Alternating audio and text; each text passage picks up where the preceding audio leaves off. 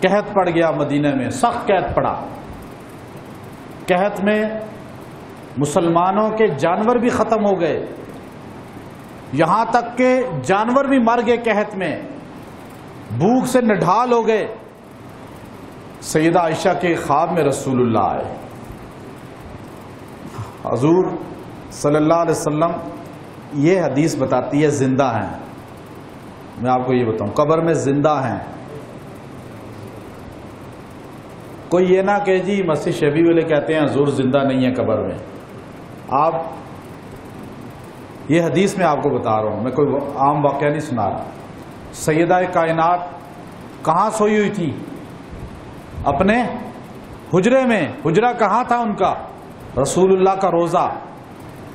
آپ سوئی ہوئی تھیں، خواب میں رسول اللہ آئے۔ سیدہ نے کہا یا رسول اللہ ہم تو مر رہے ہیں، لوگ مر رہے ہیں بھوک سے، مدینے میں قحط پڑ گیا ہے، آپ کچھ اللہ سے ہمارے لیے دعا فرمائیں۔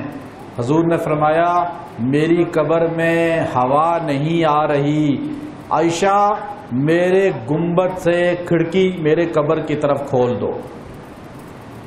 آج آپ روضہ اطہر میں گنبد ہے سبز، اگر آپ اس کو قریب سے دیکھیں تو اس میں ایک کھڑکی بنی ہوئی ہے چھوٹی سی، آپ زوم کر کے دیکھیں نا نیٹ پہ بھی، وہاں جا کے دیکھیں تو ویسے ہی نظر آ جائے گی آپ کو۔ آپ کہیں نا بھائی جو کہتے ہیں نبی زندہ نہیں، کھڑکی کیوں بنائی ہوئی ہے چھوٹی سی؟ گنبد میں کوئی کھڑکی بناتا ہے؟ کبھی گنبد میں کھڑکی دیکھی؟ نہیں ہوتی۔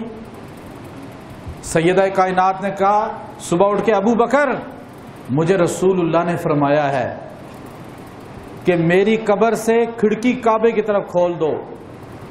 اس وقت قبر کی طرف سے کھولی گئی، بعد میں گنبد بنا، گنبد سے گنبد بعد میں بنا۔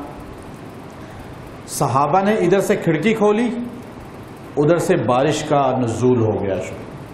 اور یہ بات اس بندے نے لکھی ہے جسے عرب بھی اپنا امام مانتے ہیں، جو ابن کثیر رحمۃ اللہ علیہ۔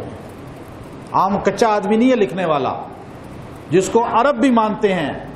ویڈیو کے نیچے سبسکرائب کے بٹن پہ کلک کریں، بیل کے آئیکن پہ کلک کیجئے تاکہ ہر نئی ویڈیو کی نوٹیفیکیشن آپ کو مل جائے۔